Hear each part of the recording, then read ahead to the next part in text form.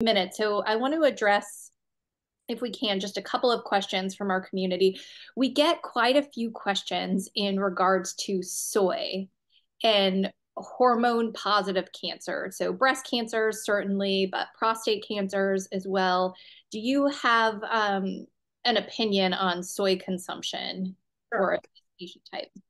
Suzanne, I get this question all the time. And last night, as I'm like putting things together, I'm like, they're going to ask about soy. So I threw a couple uh, slides here to address it because listen, it just comes up every single. I think it comes up in my masterclass during office hours all the time.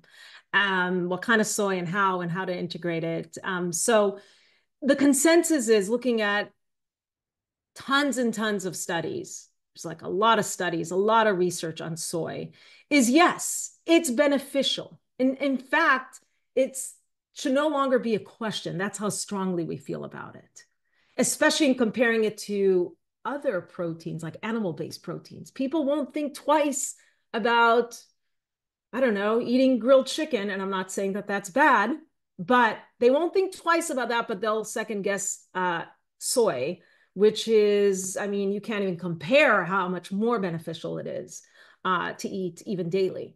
So the reason it's protective is because our cells have receptors, right? So we're looking at breast tissue here. There's an alpha receptor and a beta receptor. Phytoestrogens, which are the ones that come from foods like soy, flax, sesame, lentils, apples. There are so many different foods that are rich in these plant estrogens, okay? What happens is these phytoestrogens, they have an affinity to a beta receptor right here.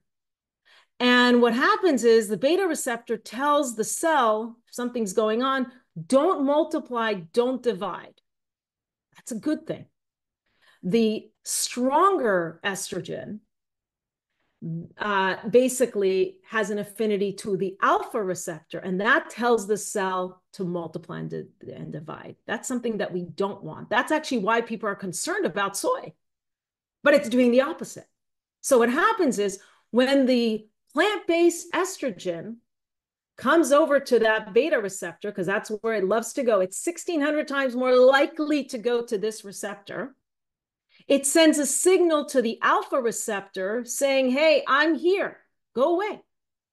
And so it's a decoy. So it's protecting you. So we want to have more of these phytoestrogens from wholesome foods. So soy can help reduce the risk of breast cancer.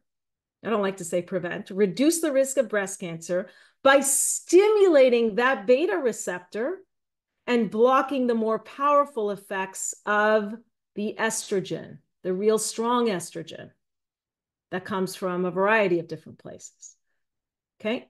And as I was mentioning, it's 1,600 times more likely to go to this beta receptor. That's a lot. If by some weird chance it somehow makes it over to this alpha receptor, well, the good news is that it is so much weaker than this guy. So it's barely going to have an impact. So we want it. And we have these estrogen receptors throughout our body. It also has something to do with uterine cancer, ovarian cancer, colon cancer. It's important. So I want to make sure that this is an important one. It's a good question because you want to feel empowered. You want to have clarity and confidence with your food. And so a lot of women who are estrogen receptor negative will say, well, what about me? You keep talking about these plant hormones being beneficial and all that. Well, the good news is that soy and edamame and all that, they're rich in antioxidant properties. They have minerals, fiber, good stuff all around, and good for heart health and so much more. So yeah, it's good stuff all around, all around. That was Great. the best. That was the best answer to that question.